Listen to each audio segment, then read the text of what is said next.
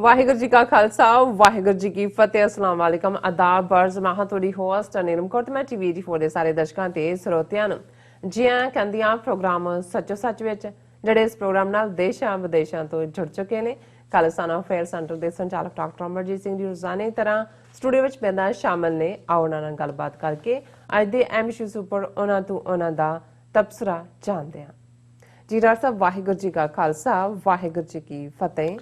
हाँ जी नीलम कौर जी ਤੁਹਾਨੂੰ ਵੀ ਤੇ ਦੁਨੀਆ ਭਰ ਚ ਬੈਠੇ ਸਾਡੇ ਬਹੁਤ ਹੀ ਪਿਆਰੇ ਸੋਹਣੇ ਸਿਆਣੇ ਸੁਨੱਖੇ ਟੀਵੀ 84 ਦੇ ਦਰਸ਼ਕਾਂ ਨੂੰ ਵੀ ਵਾਹਿਗੁਰੂ ਜੀ ਕਾ ਖਾਲਸਾ ਵਾਹਿਗੁਰੂ ਜੀ ਕੀ ਫਤਿਹ ਤੇ ਅਸਲਾਮ ਵਾਲੇਕਮ। ਜੀ ਡਾਕਟਰ ਸਾਹਿਬ ਜੀ ਆਨੂੰ ਪ੍ਰੋਗਰਾਮ ਸੱਚੋ ਸੱਚ ਵਿੱਚ ਬਹੁਤ ਸ਼ੁਕਰੀਆ। ਜੀ ਡਾਕਟਰ ਸਾਹਿਬ ਅੱਜ 24 ਦਸੰਬਰ 2020 11 ਪੋ ਨਾਨਕਸ਼ਾਹੀ ਸੰਮਤ 552 ਦਾ ਦਿਨ ਹੈ ਤੇ ਡਾਕਟਰ ਸਾਹਿਬ ਪ੍ਰੋਗਰਾਮ ਸ਼ੁਰੂ ਕਰਨ ਤੋਂ ਪਹਿਲਾਂ ਅਸੀਂ ਆਪਣੇ ਦਰਸ਼ਕਾਂ ਤੇ ਸਰੋਤਿਆਂ ਨੂੰ ਹਮੇਸ਼ਾ ਤਰ੍ਹਾਂ ਦੱਸਿਓ ਵਿਅਰਸ ਜੇ ਤੁਸੀਂ ਹੱਕ ਸੱਚ ਇਨਸਾਫ ਤੇ ਪੈਰਾ ਦਿੰਦਾ ਇੱਕੋ ਇੱਕ ਚੈਨਲ ਟੀਵੀ 84 ਨੂੰ ਦੇਖਣਾ ਚਾਹੁੰਦੇ ਹੋ ਤਾਂ ਤੁਸੀਂ ਦੇਖ ਸਕਦੇ ਹੋ Spectrum cable, RCN cable, Bell Fibe cable Canada, roku, Jadoo box, ਸ਼ਾਵਾ, ਫੇਸਬੁੱਕ ਟੀਵੀ 84 ਦੀ ਐਪ ਰਾਹੀਂ online streaming and IP box ਤੇ ਤੁਸੀਂ ਟੀਵੀ 84 ਨੂੰ ਦੇਖ ਸਕਦੇ ਹੋ।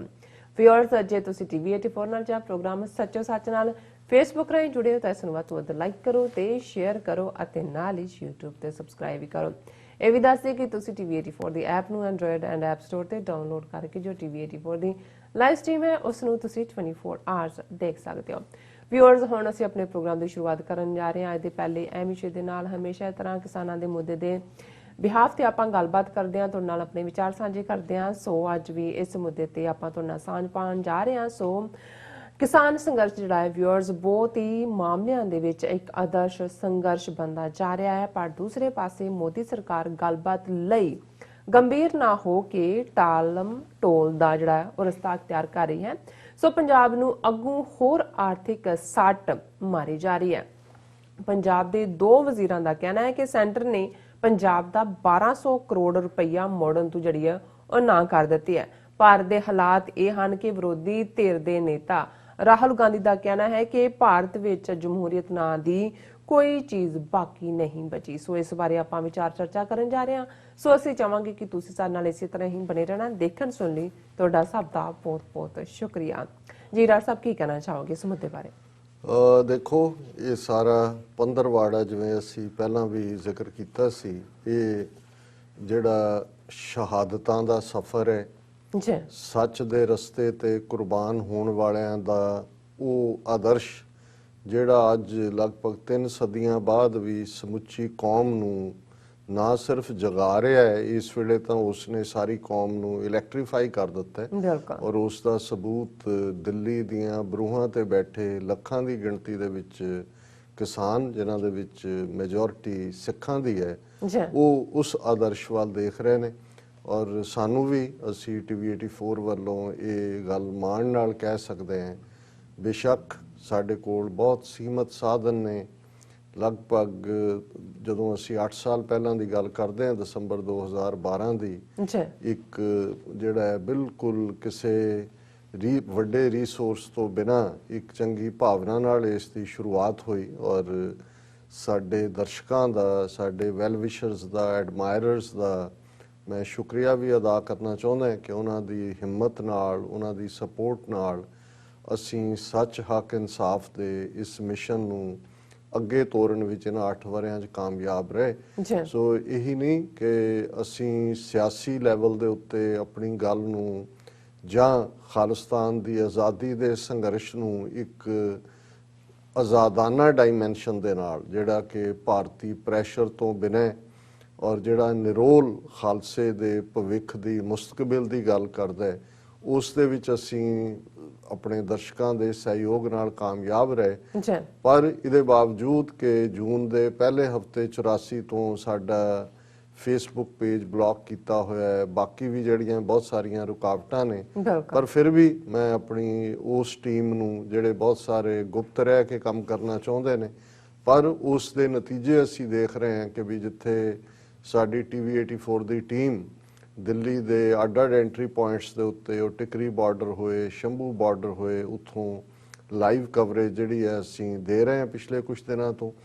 ਔਰ ਹੁਣ ਕਿਉਂਕਿ ਇਹ ਸ਼ਹੀਦੀ ਪੰਦਰਵਾੜਾ ਚੱਲ ਰਿਹਾ ਹੈ ਔਰ ਇਸ ਵੇਲੇ ਜਿਹੜੀ ਇੱਕ ਚੰਗੀ ਪਰੰਪਰਾ ਉੱਥੇ ਸ਼ੁਰੂ ਹੋਈ ਕਿ ਜਦੋਂ 10ਵੇਂ ਪਾਤਸ਼ਾਹ ਨੇ ਅਨੰਦਪੁਰ ਸਾਹਿਬ ਦਾ ਆਨੰਦਗੜ੍ਹ ਕਿਲ੍ਹਾ ਛੱਡਿਆ, ਅਨੰਦਪੁਰ ਸਾਹਿਬ ਤੋਂ ਨਿਕਲੇ ਸਰਸਾ ਦਾ ਕੰਢਾ ਔਰ ਚਮਕੌਰ ਦੀ ਗੜੀ ਔਰ ਮਾਛੀਵਾੜਾ ਔਰ ਇਵੈਂਚੁਅਲੀ ਫਤਿਹਗੜ੍ਹ ਸਾਹਿਬ ਤੱਕ ਦਾ ਸਫ਼ਰ। ਫਿਰ ਇਸੇ ਤਰ੍ਹਾਂ ਜਿਹੜਾ ਸਫ਼ਰ ਛੋਟੇ ਸਾਹਿਬਜ਼ਾਦਿਆਂ ਨੇ, ਸਾਹਿਬਜ਼ਾਦਾ ਜ਼ੋਰਾਵਰ ਸਿੰਘ, ਸਾਹਿਬਜ਼ਾਦਾ ਫਤਿਹ ਸਿੰਘ ਤੇ ਮਾਤਾ ਗੁਜਰੀ ਜੀ ਨੇ ਕੀਤਾ, ਉਹ ਵੀ ਸਰਸਾ ਦਾ ਕੰਢਾ, ਮੋਰਿੰਡਾ, ਗੰਗੂ ਦਾ ਘਰ ਜਿੱਥੇ ਉਹ ਮੁਖਬਰੀ ਕਰਦਾ ਹੈ, ਤੇ ਫਿਰ ਫਤਿਹਗੜ੍ਹ ਸਾਹਿਬ ਦਾ ਠੰਡਾ ਬੁਰਜ ਜਿਸ ਦੇ ਵਿੱਚ ਮਾਤਾ ਗੁਜਰੀ ਔਰ ਦੋਨੋਂ ਸਾਹਿਬਜ਼ਾਦੇ ਰੱਖੇ ਜਾਂਦੇ ਨੇ। ਔਰ ਇਹ ਉੱਥੇ ਇੱਕ ਇਸ ਵੇਲੇ ਅਵੇਅਰਨੈਸ ਦਾ ਲੈਵਲ ਬਹੁਤ ਠੀਕ ਹੈ ਔਰ ਮੈਂ ਸਮਝਦਾ ਵੀ ਇਹ ਇੱਕ ਚੰਗੀ ਗੱਲ ਹੈ ਕਿ ਸਾਡੀਆਂ ਅੱਜ ਦੀਆਂ ਨਸਲਾਂ ਵੀ ਆਪਣੇ ਉਸ ਗਲੋਰੀਅਸ ਇਤਿਹਾਸ ਨਾਲ ਜੁੜ ਰਹੀਆਂ। ਔਰ ਇਸ ਨੂੰ ਜਿਸ ਨੂੰ ਉਹਨਾਂ ਨੇ ਸਫਰੇ ਸ਼ਹਾਦਤ ਦਾ ਨਾਂ ਦਿੱਤਾ ਹੈ, ਇਹ ਇੱਕ ਪੂਰੇ ਨਗਰ ਕੀਰਤਨ ਦੇ ਫਾਰਮ 'ਚ ਛੋਟੇ ਸਾਹਿਬਜ਼ਾਦਿਆਂ ਔਰ ਮਾਤਾ ਗੁਜਰੀ ਜੀ ਦਾ ਸਫ਼ਰ ਸਰਸਾ ਦੇ ਕੰਢੇ ਤੋਂ ਜਿਹੜਾ ਸ਼ੁਰੂ ਹੁੰਦਾ ਹੈ, ਇਹ ਵੀ ਉਸਥੇ ਹੀ ਪੜਾਵਾਰ ਜਿਹੜੇ ਨੇ ਦੀਵਾਨ ਵੀ ਸਜਦੇ ਆਏ। ਔਰ ਅਸੀਂ ਪਿਛਲੇ 2-3 ਦਿਨ ਤੋਂ ਬੇਸ਼ੱਕ ਉਹ ਮੋਰਿੰਡੇ 'ਚ ਸੀ ਔਰ ਅੱਜ ਜਦੋਂ ਕਿ ਬੁਰਜ, ਠੰਡੇ ਬੁਰਜ ਦੇ ਵਿੱਚ ਜਿੱਥੇ ਮਾਤਾ ਗੁਜਰੀ ਜੀ ਛੋਟੇ ਸਾਹਿਬਜ਼ਾਦਿਆਂ ਨੂੰ ਰੱਖਿਆ ਗਿਆ, ਉੱਥੋਂ ਵੀ ਪ੍ਰੋਗਰਾਮ ਲਾਈਵ ਟੈਲੀਕਾਸਟ ਹੋ ਰਿਹਾ ਸੀ। ਉਹ TV 84 ਨੇ, ਸਾਡੀ ਉਤਸ਼ਾਹੀ ਟੀਮ ਨੇ ਉਹਨੂੰ ਵੀ ਕਵਰ ਕੀਤਾ। ਅੱਜ ਸਾਡੇ ਸਾਰੇ ਹੀ ਗੈਜਟਸ ਦੇ ਉੱਤੇ ਲਗਭਗ 7 ਘੰਟੇ ਦਾ ਇਹ ਪ੍ਰੋਗਰਾਮ ਲਾਈਵ ਚੱਲਿਆ 9 ਵਜੇ ਤੋਂ ਲੈ ਕੇ ਆਲਮੋਸਟ 3 ਵਜੇ ਤੱਕ। ਔਰ ਇਹ ਤਾਂ ਸਾਡੇ ਲਈ ਇੱਕ ਪ੍ਰਾਪਤੀ ਵੀ ਹੈ ਕਿ ਵੀ ਅਸੀਂ ਉਹਨਾਂ ਨਾਲ ਕਨੈਕਟ ਕਰਨ 'ਚ ਕਾਮਯਾਬ ਹੋਏ ਹਾਂ। ਲੇਕਿਨ ਇਸ ਤੋਂ ਵੀ ਵੱਡੀ ਕਾਮਯਾਬੀ ਸੀ ਕਿ ਜਿਹੜੀਆਂ ਵੱਡੀਆਂ ਸਕਰੀਨਸ ਜਿਸ ਨੂੰ ਬੇਸ਼ੱਕ ਦੂਸਰੇ ਚੈਨਲਸ ਵਾਲਿਆਂ ਨੇ ਔਰ NGOs ਨੇ ਉੱਥੇ ਇੰਸਟਾਲ ਕੀਤਾ ਹੈ, ਪਰ ਅੱਜ ਇਹ ਸਾਡੇ ਲਈ ਫਖਰ ਵਾਲੀ ਗੱਲ ਸੀ ਕਿ TV 84 ਦਾ ਜਿਹੜਾ ਲਾਈਵ ਟੈਲੀਕਾਸਟ ਹੈ, ਉੱਥੇ ਲੱਖਾਂ ਦੀ ਗਿਣਤੀ 'ਚ ਬੈਠੇ ਸਿੰਘੂ ਬਾਰਡਰ ਤੇ ਦੂਸਰੇ ਉਹਨਾਂ ਵੱਡੀਆਂ ਸਕਰੀਨਾਂ ਦੇ ਉੱਤੇ ਵੀ ਇਹੀ ਸਫਰੇ ਸ਼ਹਾਦਤ ਦਾ ਪ੍ਰੋਗਰਾਮ ਚੱਲਿਆ। ਔਰ ਆਉਣ ਵਾਲੇ ਦਿਨਾਂ 'ਚ ਵੀ ਅਸੀਂ ਇਸ ਨੂੰ ਜਾਰੀ ਰੱਖਾਂਗੇ। ਔਰ ਮੈਂ ਨਾਲ ਦੀ ਨਾਲ, ਕਿਉਂਕਿ ਜਿੱਥੇ ਅਸੀਂ ਆਪਣੇ ਦਿਨਾਂ ਨੂੰ ਯਾਦ ਕਰ ਰਹੇ ਹਾਂ, ਅੱਜ ਕ੍ਰਿਸਮਸ ਈਵ ਵੀ ਹੈ ਔਰ ਬੇਸ਼ੱਕ ਇਸ ਵਾਰ ਦੁਨੀਆ ਭਰ ਦੇ ਵਿੱਚ ਜਿਵੇਂ ਕ੍ਰਿਸਮਸ ਈਵ ਦੇ ਉੱਤੇ ਵੱਡੇ ਇਕੱਠ ਹੁੰਦੇ ਨੇ ਚਰਚਿਸ ਦੇ ਵਿੱਚ, ਉਹ ਨਹੀਂ ਹੋ ਪਾ ਰਹੇ। ਮੈਂ ਇਵਨ ਭਾਰਤ ਦੇ ਹਵਾਲੇ ਨਾਲ ਦੇਖ ਰਿਹਾ ਸੀ ਕਿ ਉੱਥੇ 2 ਸਭ ਤੋਂ ਪੁਰਾਣੇ ਚਰਚ ਨੇ, 170 ਸਾਲ ਪੁਰਾਣੇ। ਸਭ ਤੋਂ ਪੁਰਾਣਾ ਮੇਰਠ ਦੇ ਵਿੱਚ ਹੈ ਔਰ ਦੂਸਰਾ ਸ਼ਿਮਲਾ ਦੀ ਮਾਲ ਰੋਡ ਦੇ ਉੱਤੇ ਰਿਜ ਦੇ ਵਿੱਚ, ਰਿਜ ਜਿਹਨੂੰ ਕਹਿੰਦੇ ਨੇ, ਉਸ ਥਾਂ ਦੇ ਉੱਤੇ ਵੀ 1857 ਦੇ ਵਿੱਚ ਉਹ ਚਰਚ ਬਣਿਆ ਸੀ। ਔਰ ਇਹ 1857 ਤੋਂ ਹੁਣ ਤੱਕ ਤੁਸੀਂ ਅੰਦਾਜ਼ਾ ਲਾ ਲਓ, ਲਗਭਗ 170 ਸਾਲ 'ਚ ਪਹਿਲੀ ਵਾਰ ਹੈ ਕਿ ਇਸ ਵਾਰ ਉੱਥੇ ਉਹ ਕ੍ਰਿਸਮਸ ਈਵ ਮਾਸ ਨਹੀਂ ਹੋ ਰਿਹਾ। ਹਾਲਾਂਕਿ ਚਰਚ ਦੀਆਂ ਤਸਵੀਰਾਂ ਸੀ, ਉਹਨੂੰ ਬੜਾ ਖੂਬਸੂਰਤੀ ਦੇ ਨਾਲ ਡੈਕੋਰੇਟ ਕੀਤਾ ਹੋਇਆ ਸੀ, ਪਰ ਮੈਕਸਿਮਮ 50 ਕੁ ਬੰਦੇ ਹੋਣਗੇ। ਸੋ ਇਹ ਪੈਟਰਨ ਸਾਰੇ ਪਾਸੇ ਹੈ। ਨਹੀਂ ਤਾਂ ਜਿਹੜਾ, ਕਿਉਂਕਿ ਇਸ ਕ੍ਰਿਸਮਸ ਈਵ ਦੀ ਅਹਿਮੀਅਤ ਵੈਟੀਕਨ ਦੇ ਹਵਾਲੇ ਨਾਲ ਹੋਰ ਵੀ ਹੁੰਦੀ ਹੈ ਔਰ ਪੋਪ ਜਿਹੜੇ ਕਿ ਵੈਟੀਕਨ ਤੋਂ ਆਪਣੇ ਉਹਨਾਂ ਦੀ ਗੈਲਰੀ ਤੋਂ ਐਡਰੈਸ ਕਰਦੇ ਨੇ ਸਾਹਮਣੇ, ਉਸ ਚੌਂਕ ਦੇ ਵਿੱਚ ਹਜ਼ਾਰਾਂ ਲੋਕ ਹੁੰਦੇ ਨੇ ਔਰ ਸਾਈਮਲਟੇਨੀਅਸਲੀ ਦੁਨੀਆ ਦੀਆਂ 300-400 ਜ਼ੁਬਾਨਾਂ ਦੇ ਵਿੱਚ ਉਹ ਮੈਸੇਜ ਆ ਰਿਹਾ ਹੁੰਦਾ। ਸੋ ਅੱਜ ਮੈਸੇਜ ਤਾਂ ਜ਼ਰੂਰ ਹੋਏਗਾ, ਲੇਕਿਨ ਉਸ ਕਿਸਮ ਦੀ ਗਹਿਮਾ ਗਹਿਮੀ ਨਹੀਂ ਹੈ। ਪਰ ਅਸੀਂ ਫਿਰ ਵੀ ਆਪਣੇ ਈਸਾਈ ਭੈਣਾਂ ਭਰਾਵਾਂ ਨੂੰ ਵੀ ਮੁਬਾਰਕਬਾਦ ਦਿੰਦੇ ਹਾਂ ਔਰ ਜ਼ਾਹਰ ਹੈ ਕਿ ਦੁਨੀਆ ਦੇ ਵਿੱਚ ਜਿੰਨੇ ਵੀ ਪੀਰ, ਪੈਗੰਬਰ ਔਰ ਅਵਤਾਰ ਹੋਏ ਨੇ ਹਜ਼ਾਰਾਂ ਸਾਲਾਂ ਦੀ ਇਨਸਾਨੀ ਤਾਰੀਖ 'ਚ, ਉਹਨਾਂ ਦੇ ਕੋਲ ਕੋਈ ਨਾ ਕੋਈ ਪੈਗਾਮ ਸੀ। ਉਹ ਰੱਬ ਦੇ ਭੇਜੇ ਆਏ, ਉਹਨਾਂ ਨੇ ਪੈਗਾਮ ਦਿੱਤਾ ਹੈ। ਔਰ ਜਦੋਂ ਅਸੀਂ ਜੀਸਸ, ਜਿਨ੍ਹਾਂ ਦਾ ਨਾਮ ਹੈ, ਪਰ ਕ੍ਰਾਈਸਟ ਸਲੀਬ ਤੇ ਚੜ੍ਹਨ ਦੇ ਨਾਲ ਔਰ ਉਹਨਾਂ ਦੀ ਕੁਰਬਾਨੀ, ਜਦੋਂ ਅਸੀਂ ਆਪਣੀਆਂ ਵੈਲਿਊਜ਼ ਲਈ ਕੁਰਬਾਨ ਹੋਣ ਦੀ ਗੱਲ ਕਰਦੇ ਹਾਂ, ਤਾਂ ਫਿਰ ਜੀਸਸ ਕ੍ਰਾਈਸਟ ਵੀ ਉਹ ਰੱਬ ਦੇ ਪੈਗੰਬਰ ਨੇ ਜਿਨ੍ਹਾਂ ਨੇ ਸੱਚ, ਹੱਕ, ਇਨਸਾਫ ਦੇ ਲਈ, ਔਰ ਇਹਦੇ 'ਚ ਕੋਈ ਸ਼ੱਕ ਨਹੀਂ ਹੈ ਕਿ ਜਿਵੇਂ ਹਰ ਹਕੂਮਤ ਜਿਹੜੀ ਸੱਚ ਦੀ ਆਵਾਜ਼ ਤੋਂ ਡਰਦੀ ਹੈ, ਧਰਮੀ ਬੰਦਿਆਂ ਦੀ ਧਰਮ ਤੇ ਖਲੋ ਕੇ ਗੱਲ ਕਰਨ ਤੋਂ ਡਰਦੀ ਹੈ, ਉਹ ਵਿੱਚ ਵਿਚਾਲੇ ਫਿਰ ਉਸ ਕਿਸਮ ਦੇ ਦਲਾਲ ਰੱਖ ਲੈਂਦੀ ਹੈ ਜਿਹੜੇ ਕਿ ਉਸ ਸਾਰੇ ਨੈਰੇਟਿਵ ਨੂੰ ਬਦਲਦੇ ਨੇ। ਔਰ ਜੀਸਸ ਕ੍ਰਾਈਸਟ ਦੀ ਸ਼ਹਾਦਤ ਨਾਲ ਵੀ ਉਸ ਕਿਸਮ ਦੀ ਉਹਨਾਂ ਦੀ ਆਪਣੀ ਕਲਰਜੀ, ਜਿਹੜੇ ਉਹਨਾਂ ਦੇ ਆਪਣੇ ਯਹੂਦੀ ਰਬਾਈ ਨੇ ਔਰ ਦੂਸਰੇ ਨੇ ਜਿਹੜੇ ਕਰਪਟ ਹੋ ਚੁੱਕੇ ਨੇ, ਜਿਹੜੇ ਕੋਈ ਤਬਦੀਲੀ ਨਹੀਂ ਚਾਹੁੰਦੇ, ਔਰ ਦੂਸਰੇ ਪਾਸੇ ਜਿਨ੍ਹਾਂ ਦੀ ਉਹ ਗੁਲਾਮੀ ਕਰ ਰਹੇ ਨੇ ਰੋਮਨ ਐਮਪਾਇਰ ਵੀ ਇਕੁਅਲੀ ਖੌਫਜ਼ਦਾ ਹੈ ਕਿਉਂਕਿ ਜਦੋਂ ਲੋਕ ਸੱਚ ਤੇ ਖਲੋਣਾ ਸਿੱਖਦੇ ਨੇ, ਧਰਮ ਤੇ ਖਲੋਣਾ ਸਿੱਖਦੇ ਨੇ, ਫਿਰ ਉਹ ਜ਼ੁਲਮ ਬਰਦਾਸ਼ਤ ਨਹੀਂ ਕਰਦੇ। ਸੋ ਉਹਨਾਂ ਨੇ ਵੀ, ਰੋਮਨ ਐਮਪਾਇਰ ਨੇ ਬੜੀ ਚਲਾਕੀ ਦੇ ਨਾਲ ਜਿਹੜਾ ਉਹਨਾਂ ਜਿਹੜੇ ਯਹੂਦੀ ਉਹਨਾਂ ਦੇ ਰਬਾਈ ਸੀ, ਉਹਨਾਂ ਨੂੰ ਅੱਗੇ ਕਰਕੇ ਜਿਹੜਾ ਜਿਸ ਕਿਸਮ ਦਾ ਉਹ ਸਾਰਾ ਉਹਨਾਂ ਦਾ ਟਰਾਇਲ ਤੱਕ ਲੈ ਕੇ ਗਏ, ਔਰ ਇਵੈਂਚੁਅਲੀ ਉਹਨਾਂ ਨੂੰ ਇਸ ਇਲਜ਼ਾਮ 'ਚ ਕਿ ਭਾਈ ਉਹ ਜਿਹੜਾ ਓਲਡ ਟੈਸਟਾਮੈਂਟ 'ਚ ਮਸਾਇਆ ਆਉਣ ਦੀ ਗੱਲ ਹੈ ਕਿ ਉਹ ਝੂਠ ਬੋਲ ਰਿਹਾ ਕਿ ਉਹ ਰੱਬ ਦਾ ਪੁੱਤਰ ਹੈ। ਸੋ ਅਸੀਂ ਸਮਝਦੇ ਹਾਂ, ਔਰ ਰੋਮਨ ਐਮਪਾਇਰ ਬੜੀ ਚਲਾਕੀ ਨਾਲ ਉਹਨਾਂ ਦਾ ਜਿਹੜਾ ਲੋਕਲ ਐਡਮਿਨਿਸਟ੍ਰੇਟਰ ਹੈ ਉਹ ਇੱਕ ਚਿਰਮਚੀ ਦੇ ਵਿੱਚ ਹੱਥ ਧੋਕ ਲੈਂਦਾ ਹੈ ਕਿ ਬਈ I am washing my hands of this sin. So ਇਹ ਇੱਕ ਉਹਨਾਂ ਦਾ ਨੈਰੇਟਿਵ ਹੈ। ਹਾਲਾਂਕਿ ਇਸਲਾਮ 'ਚ ਕਿਉਂਕਿ ਕੁਰਾਨ ਮਜੀਦ ਦੇ ਵਿੱਚ ਵੀ ਬਹੁਤ ਵਾਰ ਜ਼ਿਕਰ ਆਇਆ ਹੈ, ਈਸਾ ਮਸੀਹ, ਹਜ਼ਰਤ ਈਸਾ ਕਰਕੇ ਉਹਨਾਂ ਨੂੰ ਜਾਣਿਆ ਜਾਂਦਾ ਹੈ, ਔਰ ਉਹਨਾਂ ਦੇ ਜਨਮ ਦੇ ਨਾਲ ਰਿਲੇਟਡ ਥੋੜਾ ਜਿਹਾ ਵੇਰਿੰਗ ਸਟੋਰੀ ਹੈ, ਅਦਰ ਦੈਨ ਕਿ ਜਿਹੜੀ ਕ੍ਰਿਸਚੀਅਨ ਪਰੰਪਰਾ ਹੈ 2000 ਸਾਲ ਦੀ, ਜਾਂ ਕੈਥੋਲਿਕ ਹੈ, ਉਹ ਉਹਨਾਂ ਦਾ ਖੁਰਲੀ ਦੇ ਵਿੱਚ ਜਨਮ ਔਰ ਉਹ ਸਾਰੇ ਨਾਲ ਜੋੜਦੇ ਨੇ। ਪਰ ਅਸੀਂ ਉਸ ਪਾਸੇ ਨਾ ਜਾਂਦੇ, ਅਸੀਂ ਇਹ ਦੇਖੀਏ ਕਿ ਵੀ ਅਲਟੀਮੇਟਲੀ ਰੱਬ ਦੇ ਭੇਜੇ ਬੰਦੇ ਜਿਹੜੇ ਨੇ ਉਹ ਕੋਈ ਸੁਨੇਹਾ ਲੈ ਕੇ ਆਉਂਦੇ ਨੇ। ਸੋ ਜੀਸਸ ਕ੍ਰਾਈਸਟ ਇੱਕ ਪਿਆਰ ਦਾ ਸੁਨੇਹਾ ਵੀ ਹੈ, ਔਰ ਜੀਸਸ ਦਾ ਹੀਲਰ, ਉਹਨਾਂ ਦੇ ਵਿੱਚ ਜਿਹੜੇ ਰੱਬ ਨੇ ਸ਼ਰਫ ਰੱਖੇ, ਜਿਹੜੇ ਗੁਣ ਰੱਖੇ, ਉਹਨਾਂ ਦੇ ਵਿੱਚ ਹੀਲ ਕਰਨ ਦਾ, ਬਿਮਾਰ ਨੂੰ ਠੀਕ ਕਰਨ ਦਾ। ਪਰ ਅਸੀਂ ਇੱਕ ਸਿੱਖ ਦੇ ਨਾਤੇ ਜੇ ਮੈਂ ਦੇਖਾਂ ਤੇ ਮੇਰੇ ਲਈ ਸਭ ਤੋਂ ਵੱਡੀ ਪ੍ਰੇਰਨਾ ਜੇ ਜੀਸਸ ਦੀ ਹੈ ਤੇ ਉਹਦਾ ਪਿਆਰ ਦਾ ਸੁਨੇਹਾ ਹੈ, ਉਸ ਦਾ ਅਮਨ ਦਾ ਸੁਨੇਹਾ ਹੈ, ਔਰ ਦੂਸਰਿਆਂ ਲਈ ਕੁਰਬਾਨ ਹੋਣ ਦੀ ਗੱਲ ਹੈ। ਹਾਲਾਂਕਿ ਉਹਦਾ ਨੈਰੇਟਿਵ ਫਿਰ ਹਰ ਧਰਮ ਵਾਲੇ ਆਪਣਾ ਬਣਾ ਲੈਂਦੇ ਨੇ ਕਿ ਭਾਈ ਉਹਨਾਂ ਨੇ ਤੁਹਾਡੇ ਸਾਰੇ ਪਾਪਾਂ ਦੇ ਲਈ ਸਾਰੇ ਪਾਪ ਆਪਣੇ ਸਿਰ ਲਏ। ਪਰ ਮੈਂ ਸਮਝਦਾ ਹਾਂ ਵੀ ਇਹ ਇੱਕ ਤਰੀਕਾ ਵੀ ਹੁੰਦਾ ਹੈ, ਹਰ ਇੱਕ ਨੇ ਆਪੋ ਆਪਣੇ ਤਰੀਕੇ ਨਾਲ ਉਹਨੂੰ ਇੰਟਰਪ੍ਰੇਟ ਕਰਨਾ ਹੁੰਦਾ। ਪਰ ਮੈਂ ਜਦੋਂ ਦੇਖਦਾ ਜੀਸਸ ਕ੍ਰਾਈਸਟ ਵੱਲ, ਮੈਂ ਸਮਝਦਾ ਵੀ ਇੱਕ ਪਾਸੇ ਰੋਮਨ ਐਮਪਾਇਰ ਹੈ, ਉਹ ਆਪਣੀ ਗੇਮ ਤੇ ਲੱਗੇ ਹੋਏ ਨੇ, ਕਿਉਂਕਿ ਉਹ ਵੀ ਸਮਝਦੇ ਨੇ ਕਿ we spiritually awakened people can't be politically subjugated, ਕਿ ਜਿਹੜੇ ਲੋਕ ਰੂਹਾਨੀ ਤੌਰ ਤੇ ਜਾਗਰੂਕ ਹੋ ਜਾਂਦੇ ਨੇ ਉਹਨਾਂ ਨੂੰ ਤੁਸੀਂ ਫਿਰ ਗੁਲਾਮ ਨਹੀਂ ਬਣਾ ਸਕਦੇ। ਹਾਲਾਂਕਿ ਜੀਸਸ ਨੇ ਬੜੀ ਫਾਈਨ ਲਾਈਨ ਟ੍ਰੈਡ ਕੀਤੀ ਜਦੋਂ ਉਹਨਾਂ ਨੂੰ ਕਿਹਾ ਗਿਆ ਕਿ ਜੀ ਇਹਨਾਂ ਨੂੰ ਰੋਮਨ ਵਾਲਿਆਂ ਨੂੰ ਅਸੀਂ ਟੈਕਸ ਦੇਈਏ ਕਿ ਨਾ। ਉਹਨਾਂ ਨੇ ਕਿਹਾ ਜੀ whatever belongs to them give it to them, whatever belongs to God give it to God। ਸੋ ਮਤਲਬ ਉਹਦੇ ਚ ਕੋਈ ਉਹਨਾਂ ਨੇ ਕੋਈ ਰਿਬੈਲੀਅਨ ਦੀ ਲਾਈਨ ਨਹੀਂ ਸੀ ਰੱਖੀ ਹੋਈ, ਪਰ ਜਿਸ ਪਾਸੇ ਉਹ ਤੋਰ ਰਹੇ ਸਨ, ਔਰ ਇਵੈਂਚੁਅਲੀ ਇਹ ਗੱਲ ਹਕੂਮਤਾਂ ਸਮਝਦੀਆਂ ਹੁੰਦੀਆਂ ਨੇ। ਅਸੀਂ ਗੁਰੂ ਸਾਹਿਬਾਨ ਦੀ ਸ਼ਹਾਦਤ, ਗੁਰੂ ਅਰਜਨ ਸਾਹਿਬ ਦੀ ਦੇ ਵਿੱਚ ਜੇ ਦੇਖੀਏ ਤਾਂ ਇਹੀ ਵੇਲੇ ਦਾ ਹਾਕਮ ਇਹ ਸਮਝਦਾ ਹੈ ਕਿ ਭਾਈ ਇਹ ਜਿਹੜੇ ਜਾਗਰੂਕ ਹੋ ਰਹੇ ਨੇ ਲੋਕ, ਹਾਰਮਨੀ ਚ ਆ ਰਹੇ ਨੇ, ਪਿਆਰ ਦਾ ਸਬਕ ਪੜ੍ਹ ਰਹੇ ਨੇ, ਇਹ ਤਾਂ ਕੱਲ ਨੂੰ ਸਾਡੇ ਲਈ ਖਤਰਾ ਹੋਏਗਾ। ਔਰ ਇਹੀ ਹਾਲ ਅੱਜ ਜੇ ਭਾਰਤੀ ਹਾਕਮਾਂ ਦਾ ਅਸੀਂ ਦੇਖੀਏ ਕਿ ਵੀ ਇੱਕ ਪੀਸਫੁਲ ਪ੍ਰੋਟੈਸਟ ਕਰਨ ਵਾਲੇ ਕਿਸਾਨ ਕਿਉਂ ਇੰਨਾ ਵੱਡਾ ਉਹਨਾਂ ਦੇ ਲਈ ਖਤਰਾ ਬਣ ਗਏ ਨੇ, ਕਿਉਂਕਿ ਉਹਨਾਂ ਨੂੰ ਲੱਗਦਾ ਹੈ ਕਿ ਵੀ ਜਿਹੜੀ ਅਸੀਂ ਨਫ਼ਰਤ ਦੀ ਸਾਰੀ ਉਸ ਸੁਸਾਇਟੀ ਨੂੰ ਵੰਡ ਕੇ ਰੱਖਿਆ, ਨਫ਼ਰਤ ਦੀ ਦਵਾਈ ਪਿਆ ਕੇ, ਔਰ ਨਫ਼ਰਤ ਤੋਂ ਬਿਨਾਂ ਕੁਝ ਨਹੀਂ ਦਿੱਤਾ। ਇਹ ਤਾਂ ਪਿਆਰ ਦੇ ਐਂਜਲ ਆਏ ਨੇ ਜਿਹੜੇ ਸਭ ਨੂੰ ਲੰਗਰ ਵੀ ਛਕਾ ਰਹੇ ਨੇ, ਜਿਹੜੇ ਮੁਹੱਬਤ ਦੀ ਗੱਲ ਕਰਦੇ ਨੇ, ਜਿਨ੍ਹਾਂ ਦੇ ਕੋਲ ਆ ਕੇ ਹਿੰਦੂ, ਮੁਸਲਮਾਨ, ਈਸਾਈ, ਦਲਿਤ ਉਹ ਵੀ ਮਹਿਸੂਸ ਕਰਦੇ ਨੇ ਸਾਡੇ ਨੇ। ਔਰ ਇਸ ਲਈ ਇਹੀ ਸਭ ਤੋਂ ਵੱਡਾ ਖਤਰਾ ਹੈ। ਜੇ ਅਸੀਂ ਕੁੱਲ ਇਨਸਾਨੀ ਤਾਰੀਖ ਦੇਖੀਏ 6-7 ਹਜ਼ਾਰ ਸਾਲ ਦੀ, ਬਹੁਤ ਵਾਰ ਹਾਕਮਾਂ ਨੇ ਮਜ਼ਹਬ ਨੂੰ ਇਸਤੇਮਾਲ ਜ਼ਰੂਰ ਕੀਤਾ ਆਪਣੀ ਕੁਰਸੀ ਨੂੰ ਬਚਾਉਣ ਲਈ ਜਾਂ ਆਪਣੇ ਐਮਪਾਇਰ ਨੂੰ ਅੱਗੇ ਤੋਰਨ ਦੇ ਲਈ। ਉਹਨਾਂ ਦਾ ਕੋਈ ਮਜ਼ਹਬ ਦੇ ਨਾਲ ਵਾਸਤਾ ਨਹੀਂ ਸੀ, ਉਹਨਾਂ ਚੋਂ ਬਹੁਤ ਸਾਰੇ ਆਪ ਢੋਂਗ ਉਹਨਾਂ ਨੇ ਰਚਿਆ ਮਜ਼ਹਬ ਦਾ। ਔਰ ਇਹੀ ਕਾਰਨ ਹੈ ਕਿ ਜਦੋਂ ਅਸੀਂ ਇਹ ਸਫਰੇ ਸ਼ਹਾਦਤ ਦੀ ਗੱਲ ਵੀ ਕਰਦੇ, ਔਰ ਜਿਹੜਾ ਇੱਕ ਨੈਰੇਟਿਵ ਹਮੇਸ਼ਾ ਸਾਡੇ ਇਹਨਾਂ ਹੀ ਹਿੰਦੂ ਤਵੀਆਂ ਨੇ, ਜਿਨ੍ਹਾਂ ਨੂੰ ਅਸੀਂ ਪਹਿਲਾਂ ਬ੍ਰਾਹਮਣਵਾਦੀ ਕਹਿੰਦੇ ਸੀ, ਜਿਹੜਾ ਮੋਰ ਐਪਰੋਪ੍ਰੀਏਟ ਲਫ਼ਜ਼ ਰਿਹਾ ਹੁਣ ਤਾਂ, ਕਿਉਂਕਿ ਇਹਨਾਂ ਨੇ ਖੁਦ ਹੀ ਹਿੰਦੂਤਵਾ ਦਾ ਨਾਂ ਦਿੱਤਾ ਕਿ ਭਾਈ ਜੇ ਅਸੀਂ ਈਵਨ ਜ਼ੁਲਮ ਕਰਨ ਵਾਲਿਆਂ ਨੂੰ ਦੇਖਣਾ ਹੈ, ਕਿਉਂਕਿ 18ਵੀਂ ਸਦੀ ਦਾ ਸਾਡਾ ਇੱਕ ਸਦੀ ਦਾ ਇਤਿਹਾਸ ਪੂਰਾ ਟਕਰਾਅ ਹੈ ਦਿੱਲੀ ਦਰਬਾਰ ਦੇ ਨਾਲ। ਸੋ ਉਹਦੇ 'ਚ ਇਸ ਗੱਲ ਨੂੰ ਅੱਡ ਕਰਕੇ ਦੇਖਣਾ ਪਏਗਾ। ਇੱਕ ਪਾਸੇ ਇਸਲਾਮ ਹੈ, ਇਸਲਾਮ ਨੂੰ ਮੰਨਣ ਵਾਲੇ ਨੇ ਮੁਸਲਮਾਨ ਕਾਮਨ ਫੋਕ ਨੇ, ਇੱਕ ਪਾਸੇ ਉਹ ਮੁਗਲ ਨੇ ਜਿਹੜੇ ਕਿ ਹਾਕਮ ਨੇ।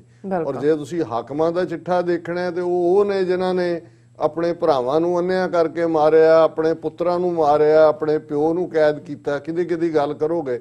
ਸੋ ਉਹ ਕੋਈ ਇਸਲਾਮ ਤਾਂ ਨਹੀਂ ਇਜਾਜ਼ਤ ਦਿੰਦਾ ਕਿ ਤੁਸੀਂ ਆਪਣੇ ਬਾਪ ਨਾਲ ਜਾਂ ਆਪਣੇ ਭਰਾਵਾਂ ਨਾਲ ਇਹ ਸਲੂਕ ਕਰੋ। ਪਰ ਕਿਉਂਕਿ ਉਹਨਾਂ ਨੇ ਆਪਣੀ ਤਾਕਤ ਨੂੰ ਜਿਹੜਾ ਕੰਸੋਲੀਡੇਟ ਕਰਨ ਦੇ ਲਈ ਮਜ਼ਹਬ ਦਾ ਚੋਗਾ ਪਾਇਆ ਹੋਇਆ ਸੀ, ਉਹ ਮਜ਼ਹਬ ਦੇ ਨਾਂ ਤੇ ਕਰਦੇ ਸੀ। ਸੋ ਇਸੇ ਤਰ੍ਹਾਂ ਜਿਵੇਂ ਅਸੀਂ ਇੱਕ ਦਿਨ ਕਰਾਂਗੇ ਇਸ ਦੇ ਉੱਤੇ ਵੀ ਕਿ ਈਵਨ ਇਸ ਸਫਰੇ ਸ਼ਹਾਦਤ ਦੇ ਦੌਰਾਨ, ਔਰ ਕਿਉਂਕਿ ਮੈਂ ਇਹ ਕਹਿਣਾ ਇਸ ਲਈ ਜ਼ਰੂਰੀ ਸਮਝਦਾ ਕਿ ਇਸ ਗੱਲ ਦੀ ਸਮਝ ਹੋਏ ਕਿ ਇਹ ਸਟਰਗਲ ਇਸਲਾਮ ਦੇ ਖਿਲਾਫ ਨਹੀਂ ਸੀ, ਇਹ ਸਟਰਗਲ ਜ਼ੁਲਮ ਦੇ ਖਿਲਾਫ ਸੀ। ਔਰ ਉਸ ਸਟਰਗਲ ਦੇ ਵਿੱਚ ਈਵਨ ਇਹਨਾਂ 15 ਦਿਨਾਂ ਦੇ ਸਫ਼ਰ ਦੇ ਵਿੱਚ ਵੀ ਕਿਹੜੇ ਵੱਡੇ ਮੁਸਲਮਾਨ ਪਾਤਰ ਨੇ ਜਿਨ੍ਹਾਂ ਨੇ ਗੁਰੂ ਸਾਹਿਬਾਨ ਦੇ ਨਾਲ ਜਿਹੜਾ ਉਹ ਆ ਕੇ ਖਲੋਤੇ, ਉਹਨਾਂ ਨੇ ਉਸ ਦੇ ਲਈ ਜਿਹੜਾ ਕਿਸੇ ਹੱਦ ਤੱਕ ਵੀ ਉਸ ਰਿਸਕ ਨੂੰ ਲਿਆ। ਉਹਨਾਂ ਦੇ ਵਿੱਚ ਨਿਹੰਗ ਖਾਨ ਨੇ ਜਿਨ੍ਹਾਂ ਦੇ ਕੋਲ ਗੁਰੂ ਸਾਹਿਬ ਸਰਸਾ ਕ੍ਰਾਸ ਕਰਕੇ ਰੁਕਦੇ ਨੇ, ਫਿਰ ਅੱਗੇ ਨਿਕਲ ਜਾਂਦੇ ਨੇ, ਔਰ ਕਿਵੇਂ ਉਹਨਾਂ ਨੇ ਜਿਵੇਂ ਭਾਈ ਬਚਿੱਤਰ ਸਿੰਘ ਜਿਹੜੇ ਜ਼ਖਮੀ ਹਾਲਤ 'ਚ ਨੇ ਉਹਨਾਂ ਨੂੰ ਸਰਵ ਕੀਤਾ। ਫਿਰ ਅਸੀਂ ਚਮਕੌਰ ਦੀ ਗੜੀ ਚੋਂ ਨਿਕਲਣ ਤੋਂ ਬਾਅਦ ਨਬੀ ਖਾਨ, ਗਰੀ ਖਾਨ, ਦੋ ਪਠਾਨ ਭਰਾ ਜਿਨ੍ਹਾਂ ਨੇ ਉਹ ਰਿਸਕ ਮੁੱਲ ਲੈ ਕੇ, ਜੇ ਅੱਜ ਦੇ ਜ਼ਮਾਨੇ 'ਚ ਅਸੀਂ ਦੇਖੀਏ ਤਾਂ ਇਹ ਆਪਣੇ ਆਪ ਨੂੰ ਹੀ ਜਿਹੜਾ ਮੌਤ ਦੇ ਹਵਾਲੇ ਕਰਨ ਵਾਲੀ ਗੱਲ ਸੀ। ਕਿਵੇਂ ਉੱਚ ਦਾ ਪੀਰ ਬਣਾ ਕੇ 10ਵੇਂ ਪਾਤਸ਼ਾਹ ਸੇਫਟੀ 'ਚ ਨਿਕਲਦੇ ਨੇ। ਫਿਰ ਅੱਜ ਜਦੋਂ ਕਿ ਇਹ ਦਿਨ ਚੱਲ ਰਹੇ ਨੇ, ਰਾਏ ਅਜ਼ੀਜ਼ੁੱਲਾ ਜਿਹੜੇ ਪਾਕਿਸਤਾਨ ਦੇ ਇੱਕ ਪ੍ਰੋਮੀਨੈਂਟ ਮੈਂਬਰ ਪਾਰਲੀਮੈਂਟ ਵੀ ਰਹੇ ਨੇ, ਔਰ ਦੂਸਰੇ ਇਹ ਰਾਏ ਕੱਲਾ ਜਿਹੜਾ ਕਿਲਾ ਰਾਏਪੁਰ, ਜਿਹੜਾ ਰਾਏਪੁਰ ਜਿਨ੍ਹਾਂ ਦੇ ਉਹਨਾਂ ਦੀ ਉਹ ਇਲਾਕਾ ਸੀ, ਉਹਨਾਂ ਨੇ ਕਿਵੇਂ ਇੰਨਾ ਵੱਡਾ ਰਿਸਕ ਲੈਂਦੇ ਆ 10ਵੇਂ ਪਾਤਸ਼ਾਹ ਨੂੰ ਆਪਣੇ ਕੋਲ ਰੱਖਿਆ। ਔਰ ਜਦੋਂ ਹਕੂਮਤ ਵੱਲੋਂ ਆਇਆ ਉਹਨਾਂ ਨੇ ਕਿਹਾ ਜੀ ਸਾਡੇ ਪੀਰ ਨੇ। ਸੋ ਉਹਨਾਂ ਦੇ ਅੱਜ ਤੱਕ ਵੀ ਉਹਨਾਂ ਦੇ ਜਿਹੜੇ ਖਾਨਦਾਨੀ ਸਾਰੇ ਅੱਗੋਂ ਤੁਰਦੇ ਰਹੇ ਨੇ, ਔਰ ਗੁਰੂ ਸਾਹਿਬ ਨੇ ਉਹਨਾਂ ਨੂੰ ਇੱਕ ਸ੍ਰੀ ਸਾਹਿਬ ਔਰ ਇੱਕ ਗੰਗਾ ਸਾਗਰ ਜਿਹੜਾ ਕਿ ਇੱਕ ਖਾਸ ਕਿਸਮ ਦੀ ਟੈਕਨੀਕ ਦਾ ਲੋਟਾ ਉਹ ਦਿੱਤਾ, ਜਿਹੜਾ ਕਿਸੇ ਸਿੱਖ ਨਹੀਂ ਲਿਆ ਕੇ ਭੇਟ ਕੀਤਾ, ਕਿਸੇ ਸਿੱਖ ਜਿਹੜਾ ਇਨਵੈਂਟਰ ਹੋਏਗਾ। ਸੋ ਉਹਨਾਂ ਦਾ ਅੱਜ ਤੱਕ ਵੀ ਕੌਮ ਸਤਿਕਾਰ ਕਰਦੀ ਹੈ। ਔਰ ਫਿਰ ਅਸੀਂ ਸ਼ੇਰ ਮੁਹੰਮਦ ਖਾਨ ਨਵਾਬ ਮਲੇਰਕੋਟਲਾ ਜਿਹਨੇ ਸਰਹੰਦ ਦੀ ਕਚਹਿਰੀ 'ਚ ਜਦੋਂ ਸਾਹਿਬਜ਼ਾਦਿਆਂ ਨੂੰ ਨੀਹਾਂ 'ਚ ਚਿਣਨ ਦਾ ਫਤਵਾ ਦਿੱਤਾ ਜਾਂਦਾ ਹੈ ਤੇ ਉਹ ਵਿਰੋਧ 'ਚ ਖਲੋ ਜਾਂਦੇ ਨੇ ਕਿ ਨਹੀਂ, ਇਹ ਸ਼ਰਅ ਦੇ ਮੁਤਾਬਕ ਨਹੀਂ ਹੈ, ਇਹ ਸ਼ੀਰਖੋਰ ਬੱਚੇ ਨੇ। ਔਰ ਅੱਜ ਤੱਕ ਵੀ ਜਦੋਂ ਅਸੀਂ ਮਲੇਰਕੋਟਲਾ ਰਿਆਸਤ ਦੇ ਮੁਸਲਮਾਨਾਂ ਦੀ ਗੱਲ ਕਰਦੇ ਹਾਂ, ਉੱਥੋਂ ਅੱਜ ਵੀ ਜਿਹੜੀ ਆ ਉਹ ਮੁਸਲਿਮ ਮੈਜੋਰਿਟੀ ਟਾਊਨ ਹੈ। ਉੱਥੋਂ ਦੀ MLA ਰਜ਼ੀਆ ਸੁਲਤਾਨਾ ਹੁਣ ਐਜੂਕੇਸ਼ਨ ਮਿਨਿਸਟਰ ਹੈ ਪੰਜਾਬ ਕੈਬਨਿਟ, ਔਰ ਹੁਣ ਦੇ ਕਿਸਾਨਾਂ ਦੇ ਇਸ ਮੋਰਚੇ 'ਚ ਵੀ ਮਲੇਰਕੋਟਲੇ ਦੇ ਮੁਸਲਮਾਨਾਂ ਨੇ, ਜਿੱਥੇ ਪਹਿਲਾਂ ਪੰਜਾਬ 'ਚ ਵੀ ਉਹਨਾਂ ਨੇ ਲੰਗਰ ਲਾਇਆ, ਉੱਥੇ ਵੀ ਜਾ ਕੇ ਉਹ ਬਰਾਬਰ ਨੇ। ਔਰ ਇਹ ਚੰਗਾ ਲੱਗਦਾ ਜਦੋਂ ਇੱਕ ਕਿਸਾਨ ਮੋਰਚਾ ਹੈ, ਇੱਕ ਪਾਸੇ ਜਕਾਰੇ ਗੂੰਜ ਰਹੇ ਨੇ, ਇੱਕ ਪਾਸੇ ਇਹਨਾਂ ਦਿਨਾਂ 'ਚ ਇਸ ਸ਼ਹੀਦੀ ਪੰਦਰਵਾੜੇ ਦਾ ਦੀਵਾਨ ਵੀ ਹੋਇਆ ਔਰ ਲਗਾਤਾਰਤਾ ਨਾਲ ਚੱਲ ਰਿਹਾ ਹੈ, ਔਰ ਦੂਸਰੇ ਪਾਸੇ ਉਹੀ ਮੁਸਲਮਾਨ ਭਰਾ ਜਿਹੜੇ ਨੇ ਉਹ ਇੱਕ ਪਾਸੇ ਜਾ ਕੇ ਨਮਾਜ਼ ਵੀ ਪੜ੍ਹ ਰਹੇ ਹੁੰਦੇ ਨੇ। ਫਿਰ ਆ ਕੇ ਇਹੀ ਸਿੱਖੀ ਹੈ ਜੇ ਅਸੀਂ ਦੇਖਣਾ ਹੋਏ। ਇਹਦੇ ਨਾਲ ਹੀ ਮੁਗਲਿਆ ਹਕੂਮਤ ਨੂੰ ਵੀ ਪ੍ਰੋਬਲਮ ਸੀ, ਕਿਉਂਕਿ ਉਹਨਾਂ ਦਾ ਜਿਹੜਾ ਆਪਣਾ ਏਜੰਡਾ ਸੀ ਉਹਦੇ 'ਚ ਸਿੱਖ ਆ ਕੇ ਰੁਕਾਵਟ ਬਣਦੇ ਸੀ। ਉਹਦੇ ਨਾਲ ਹੀ ਅੱਜ ਦੇ ਹਿੰਦੂਤਵੀ ਹਾਕਮਾਂ ਨੂੰ ਵੀ ਪ੍ਰੋਬਲਮ ਹੈ ਕਿ ਵੀ ਅਸੀਂ ਤਾਂ ਮੁਸਲਮਾਨਾਂ ਨੂੰ 200 ਮਿਲੀਅਨ ਜਿਹੜਾ ਉਹ ਕੰਨ 'ਚ ਪਾਇਆ ਨਹੀਂ ਰੜਕਦੇ। ਹੁਣ ਕੀ ਉਹਨਾਂ ਦਾ ਹਾਲ ਕੀਤਾ ਹੈ, ਕਸ਼ਮੀਰੀਆਂ ਦਾ ਅਸੀਂ ਕੀ ਹਾਲ ਕੀਤਾ ਹੈ, ਤੇ ਇਹ ਕਿੱਥੋਂ ਵਿੱਚ ਆ ਕੇ ਵੱਜ ਪਏ ਨੇ। ਸੋ ਉਹਦੇ 'ਚ ਇਹ ਵੀ ਇੱਕ ਰੀਜ਼ਨ ਹੈ ਕਿ ਜੈਨੂਨ ਮੰਗਾ ਹੋਣ ਦੇ ਬਾਵਜੂਦ ਵੀ ਸਰਕਾਰ ਕੋਈ ਹੱਥ ਪੱਲਾ ਨਹੀਂ ਫੜਾ ਰਹੀ। ਔਰ ਲੇਟੈਸਟ ਜਦੋਂ ਅਸੀਂ ਦੇਖਦੇ ਹਾਂ, ਇਹ ਖਬਰ ਦੀ ਗੱਲ ਕਰਨ ਤੋਂ ਪਹਿਲਾਂ ਮੈਂ ਦੱਸਦੇ ਹਾਂ ਕਿ ਉਹਨਾਂ ਹੀ ਕਿਸਾਨ ਯੂਨੀਅਨਾਂ ਨੇ ਇਹ ਕਾਲ ਦਿੱਤੀ ਹੈ ਕਿ ਆਉਣ ਵਾਲੇ ਦਿਨਾਂ 'ਚ ਸੈਚਰਡੇ ਔਰ ਸੰਡੇ 26 ਔਰ 27 ਨੂੰ ਦੁਨੀਆ ਭਰ ਦੇ ਵਿੱਚ ਜਿਹੜਾ ਹੈ ਉਹ ਪ੍ਰੋਟੈਸਟ ਰੈਲੀਜ਼ ਕੀਤੀਆਂ ਜਾਣ।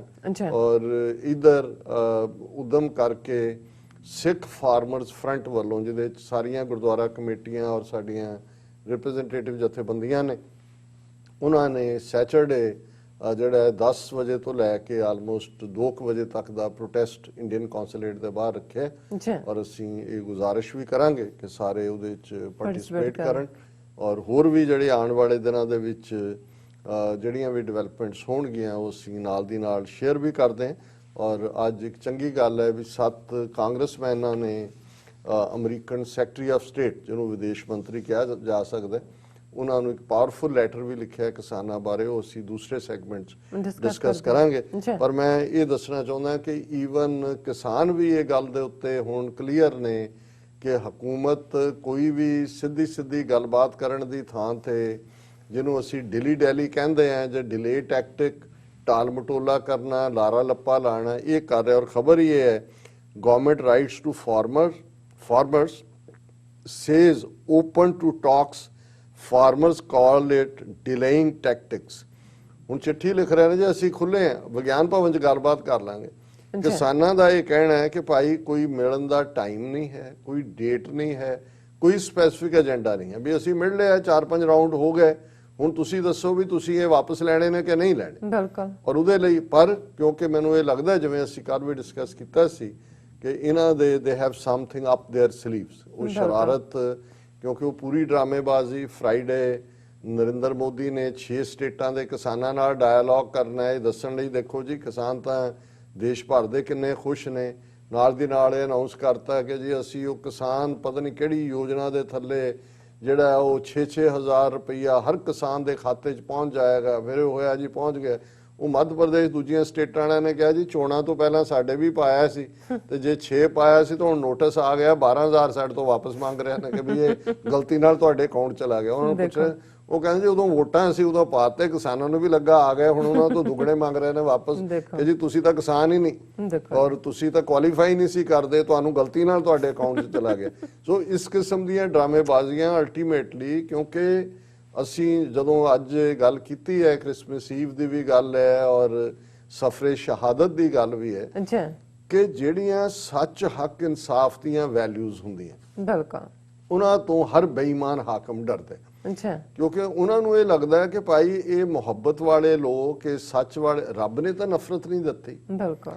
ਔਰ ਕੋਈ ਵੀ ਮਜ਼ਹਬ ਭਾਵੇਂ ਅਸੀਂ ਉਹਦੇ ਨਾਲ ਸਹਿਮਤ ਹੋਈਏ ਜਾਂ ਨਾ ਹੋਈਏ ਨਫ਼ਰਤ ਨਹੀਂ ਸਿਖਾਉਂਦਾ।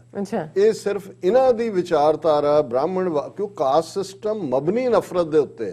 ਜੇ ਤੁਸੀਂ ਜਨਮ ਦੇ ਨਾਲ ਕਿਸੇ ਨੂੰ ਸ਼ੂਦਰ ਬਣਾ ਦਿੰਦੇ ਹੋ ਕਿ ਭਾਈ ਤੂੰ ਸ਼ੂਦਰਾਂ ਦੇ ਘਰ ਜੰਮਿਆ ਤੇ ਤੇਰੀਆਂ 20 ਪੁਸ਼ਤਾਂ ਵੀ ਆ ਜਾਣ ਉਹਨਾਂ ਨੇ ਸ਼ੂਦਰ ਹੀ ਰਹਿਣਾ, ਤੇ ਤੁਸੀਂ ਉਹਨੂੰ ਮੁਹੱਬਤ ਨਹੀਂ ਕਰ ਸਕਦੇ। ਔਰ ਇਹ ਕਿਉਂਕਿ ਇਹਨਾਂ ਦਾ ਖਾਸਾ ਹੀ ਨਫ਼ਰਤ ਹੈ, ਇਹਨਾਂ ਦਾ ਜਨਮ ਹੀ ਨਫ਼ਰਤ ਚੋਂ ਹੋਇਆ ਔਰ ਨਫ਼ਰਤ ਹੀ ਇਹਨਾਂ ਦਾ ਜਿਹੜਾ ਹੈ ਉਹ ਖੁਰਾਕ ਹੈ। ਸੋ ਇਹਨਾਂ ਤੋਂ ਇਹ ਐਕਸਪੈਕਟ ਕਰਨਾ ਕਿ ਇਨਸਾਨੀ ਪੀੜ ਸਮਝਣ, ਜੇ ਇਹ ਗੱਲ ਹੁੰਦੀ ਤਾਂ ਫਿਰ ਅਲਾਮਾ ਇਕਬਾਲ ਇਹ ਨਾ ਕਹਿੰਦਾ ਕਿ ਆਹ शूदर के लिए हिंदुस्तान गम खाना है, दर्द इंसानी से इस बस्ती का दिल बेगाना है। कि इंसान ਦਾ ਦਰਦ ਕੀ ਹੁੰਦਾ ਹੈ ਇਸ ਬਸਤੀ ਵਾਲਿਆਂ ਨੇ ਨਹੀਂ ਦੇਖਿਆ ਹੋਇਆ, ਕਿਉਂਕਿ ਉਹਨਾਂ ਦੇ ਲਈ ਇਹ ਸਾਰਾ ਖਿੱਤਾ ਹੀ ਜਿਹੜਾ ਗਮ ਖਾਨਾ ਹੈ, ਇਹ ਉਹਨਾਂ ਦਾ ਮੁਲਕ ਨਹੀਂ ਹੈ, ਦੇਸ਼ ਨਹੀਂ ਹੈ, ਇਹ ਉਹਨਾਂ ਦੀ ਮਿੱਟੀ ਨਹੀਂ ਹੈ। ਉਹਨਾਂ ਦੇ ਲਈ ਸਵਾਏ ਗਮ ਤੋਂ ਇਸ ਧਰਤੀ ਦੇ ਉੱਤੇ ਕੁਝ ਨਹੀਂ ਹੈ। ਪਰ ਅੱਜ ਜਿਵੇਂ ਜਿਸ ਅੰਦਾਜ਼ ਦੇ ਵਿੱਚ ਕਿਸਾਨਾਂ ਨੂੰ ਇਹ ਬਿਹੇਵ ਕਰ ਰਹੇ ਨੇ, ਵੈਸੇ ਇੱਕ ਗੱਲ ਦਾ ਧਿਆਨ ਰਹੇ ਕਿ ਵੀ ਇੱਕ ਜ਼ਮਾਨਾ ਸੀ ਕਿ ਸ਼ੂਦਰ ਦੀ ਡੈਫੀਨੇਸ਼ਨ ਹੀ ਇਹ ਸੀ ਜਿਹੜਾ ਲੋਹੇ ਦਾ ਕੰਮ ਕਰ, ਜਿਹੜਾ ਕਿਸੇ ਚੀਜ਼ ਨੂੰ ਲੋਹੇ ਨਾਲ ਦੇਖੇ, ਉਹਦੇ ਨਾਲ ਕੰਮ ਕਰੇ, ਉਹ ਵੀ ਸ਼ੂਦਰ 'ਚ ਹੀ ਆਉਂਦਾ। ਬਾਕੀ ਤਾਂ ਉਹਨਾਂ ਨੇ ਬਣਾਏ ਹੋਏ ਸੀ, ਕਿਉਂਕਿ ਇਹ ਕਿਰਤ ਨੂੰ ਨਕਾਰਨਾ ਸੀ। ਬ੍ਰਾਹਮਣ ਆਪ ਬੈਠਾ ਉੱਪਰ, ਸਭ ਤੋਂ ਉੱਪਰਲੇ ਪੌੜੀ ਤੇ ਚੜ੍ਹ ਕੇ, ਬਾਕੀ ਚੌਥਾ ਡੰਡਾ ਹੈ ਸ਼ੂਦਰ ਦਾ। ਔਰ ਇੱਥੇ ਫਿਰ ਗੁਰੂ ਨੇ ਉਹ ਕੌਮ ਪੈਦਾ ਕੀਤੀ। ਉਹਨਾਂ ਨੇ ਕਿਹਾ ਵੀ ਜਿਹੜਾ ਅੰਮ੍ਰਿਤ ਜਿਹਦੇ 'ਚ ਤਿਆਰ ਹੈ ਉਹ ਬਾਟਾ ਵੀ ਲੋਹੇ ਦਾ ਹੋਏਗਾ, ਜਿਹੜਾ ਖੰਡਾ ਉਹ ਵੀ ਲੋਹੇ ਦਾ ਹੋਏਗਾ, ਤੇ ਹਰ ਸਿੱਖ ਆਪਣੇ ਹੱਥ ਦੇ ਵਿੱਚ ਲੋਹੇ ਦਾ ਕੜਾ ਪਾਏਗਾ। ਇਹ ਸੋਨੇ ਵਾਲੇ ਵੀ ਨਕਾਰੇ, ਚਾਂਦੀ ਵਾਲੇ ਵੀ ਨਕਾਰੇ, ਇਹ ਆਇਰਨ ਵਿਲਡ ਪੀਪਲ, ਇਹ ਲੋਹੇ ਵਰਗੇ ਪੁਖਤਾ ਇਰਾਦੇ ਵਾਲੇ ਜਿਹੜੇ ਨੇ। ਔਰ ਜਿਸ ਨੂੰ ਨਾਨਕ ਚੰਦ ਨਾਜ਼ ਨੇ ਇੱਕ ਵਾਰ ਕਿਹਾ ਸੀ ਕਿ ਵੀ ਜਦੋਂ ਗੁਰੂ ਸਾਹਿਬ ਨੇ ਐਕਸਪਲੇਨ ਕੀਤਾ ਵੀ ਅੰਮ੍ਰਿਤ ਕੀ ਹੈ, ਤਾਂ ਉਹਨਾਂ ਨੇ ਕਿਹਾ ਕਿ ਇਸ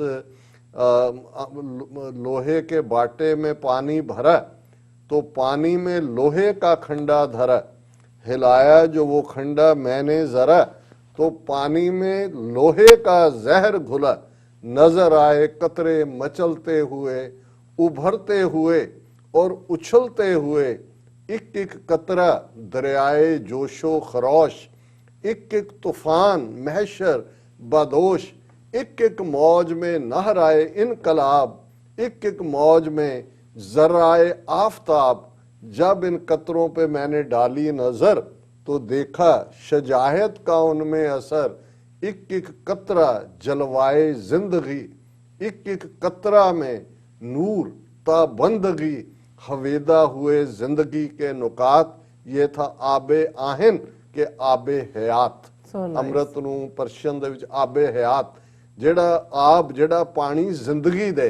ਅੱਛਾ। ਸੋ ਇਹ ਜਿਹੜਾ 5 ਘੁੱਟ ਨੇ ਆਬੇ ਹਯਾਤ ਦੇ ਜਿਹੜੇ ਗੁਰੂ ਕਲਗੀਧਰ ਪਾਤਸ਼ਾਹ ਨੇ ਬਖਸ਼ੇ, ਇਹਨਾਂ ਨੇ ਉਸ ਧਰਤੀ ਦੀ ਉਹ ਮੁਰਦੇਹਾਣੀ ਨੂੰ ਖਤਮ ਕੀਤਾ, ਬ੍ਰਾਹਮਣ ਦੇ ਚੁੰਗਲ ਨੂੰ ਖਤਮ ਕੀਤਾ।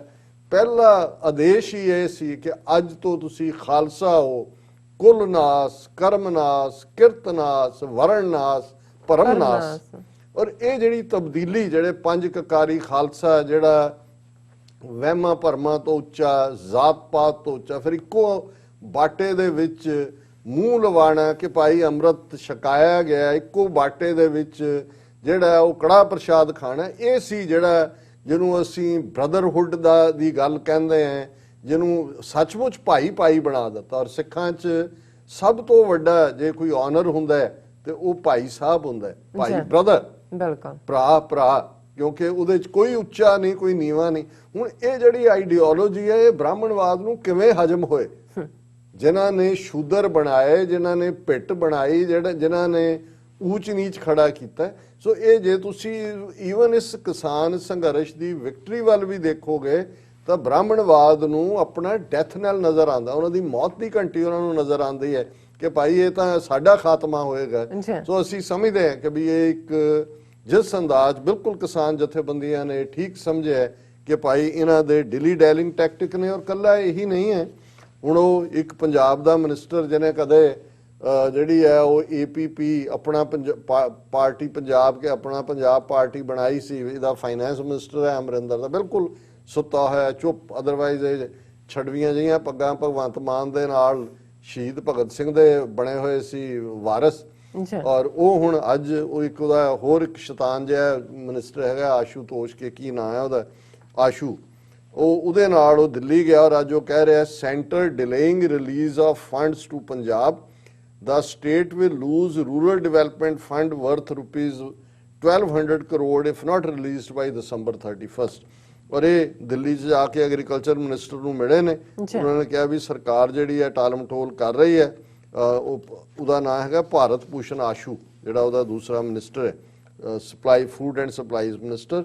ਉਹਨੇ ਕਿਹਾ ਜੀ ਅਸੀਂ ਇਹਨੂੰ ਮਿਲੇ ਆ ਪੀਯੂਸ਼ ਗੋਇਲ ਨੂੰ, the center has held back Punjab Rural Development Fund worth rupees 1200 crore which Punjab's Congress government alleges is an arbitrary decision ਕਿ ਜੇ 31 ਤੱਕ ਸਾਨੂੰ ਨਾ ਦਿੱਤੇ ਤੇ ਇਹ ਰਿਲੈਪਸ ਹੋ ਜਾਣਗੇ। ਔਰ ਹੁਣ ਇਹਦੇ ਤੋਂ ਤੁਸੀਂ ਅੰਦਾਜ਼ਾ ਲਾਓ ਵੀ ਗੱਲ ਕੱਲਾ ਇਹ ਉਹ ਪੰਜਾਬ ਦੀਆਂ ਕਿਸਾਨਾਂ ਦੀਆਂ ਜ਼ਮੀਨਾਂ ਅਡਾਨੀ ਅੰਬਾਨੀ ਦੇ ਹਵਾਲੇ ਕਰਨ ਦੀ ਗੱਲ ਹੀ ਨਹੀਂ ਹੈ। ਇਹ ਕਿਸ ਹੱਦ ਤੱਕ ਜਾ ਕੇ ਪੰਜਾਬ ਨੂੰ ਕੰਗਾਲ ਕਰਨਾ ਚਾਹੁੰਦੇ ਨੇ, ਜਿਹੜਾ ਉਹਨਾਂ ਦਾ ਡਿਊ ਹੈ ਉਹ ਵੀ ਨਹੀਂ ਮੋੜ ਰਹੇ। ਔਰ ਜਿਹੜੇ ਲੋਕ ਇੱਥੇ ਜਦੋਂ ਇਹ ਕਹਿਣ ਦੀ ਕੋਸ਼ਿਸ਼ ਕਰਦੇ ਨੇ ਜੀ ਦੇਖੋ ਭਾਰਤ ਇੱਕ ਜਮਹੂਰੀਅਤ ਜਾਂ ਦੂਜਾ, ਉਹ ਇਹਦਾ ਬਿਆਨ ਸੁਣ ਲੈਣ।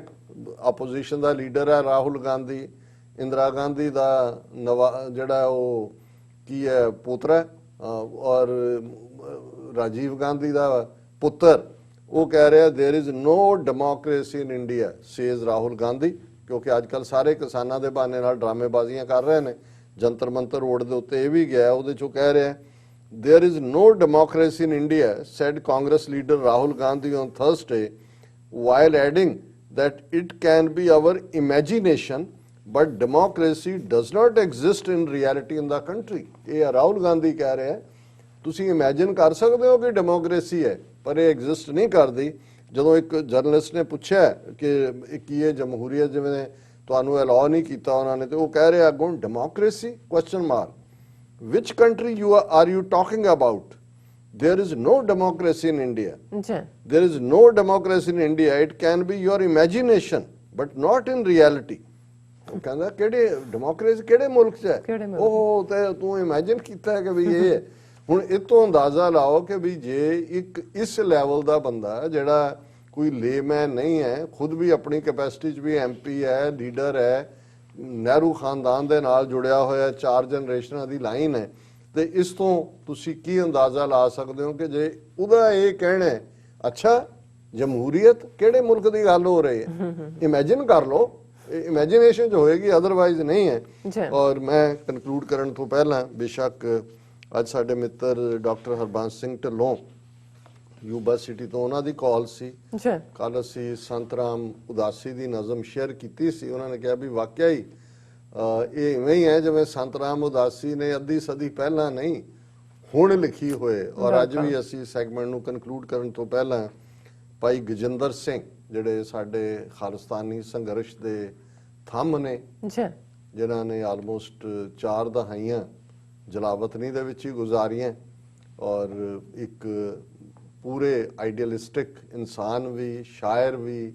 ਔਰ ਅੱਜ ਜਦੋਂ ਅਸੀਂ ਜਿੱਥੇ ਸਫਰੇ ਸ਼ਹਾਦਤ ਦੀ ਗੱਲ ਕਰ ਰਹੇ ਕਿ ਉਹਦੇ 'ਚ ਅਸੀਂ ਮੁਸਲਮਾਨ ਪਾਤਰਾਂ ਦੀ ਗੱਲ ਕੀਤੀ ਕਿ ਜਿਹੜੇ ਆ ਕੇ ਉਹ ਨਿਹੰਗ ਖਾਨ ਹੋਣ, ਉਹ ਨਬੀ ਖਾਨ ਗਨੀ ਖਾਨ ਹੋਣ, ਉਹ ਰਾਏ ਕੱਲਾ ਹੋਏ ਜਾਂ ਸ਼ੇਰ ਮੁਹੰਮਦ ਖਾਨ ਹੋਏ, ਇਹ ਵੀ ਸਾਡੇ ਉਸ ਗਲੋਰੀਅਸ ਇਤਿਹਾਸ ਦਾ ਹਿੱਸਾ ਹੈ। ਪਰ ਇਹਦੇ ਜਿਹੜੇ ਦੋ ਅੱਜ ਦੇ ਜੇ ਹਿੰਦੂਤਵੀ ਜ਼ੁਬਾਨ 'ਚ ਕਹਿਣਾ ਹੋਏ ਕਿ ਇਹਨਾਂ ਦੇ ਹੀ ਪੂਰਵਜ ਜਿਹੜੇ ਜਿਨ੍ਹਾਂ ਦੇ ਲਈ ਚਾਰੋਂ ਪਾਸੇ ਲਾਹਨਤਾਂ ਹੀ ਲਾਹਨਤਾਂ ਇਹਨਾਂ ਦਿਨਾਂ 'ਚ ਮਿਲਦੀਆਂ ਨੇ, ਉਹਨਾਂ ਦੇ ਵਿੱਚ ਇੱਕ ਗੰਗੂ, ਨਹਿਰੂ ਦਾ ਐਨਸੈਸਟਰ, ਗੰਗਾਧਰ ਕੌਲ ਬ੍ਰਾਹਮਣ ਕਸ਼ਮੀਰੀ, ਉਹ ਤੇ ਦੂਜਾ ਸੁੱਚਾਨੰਦ।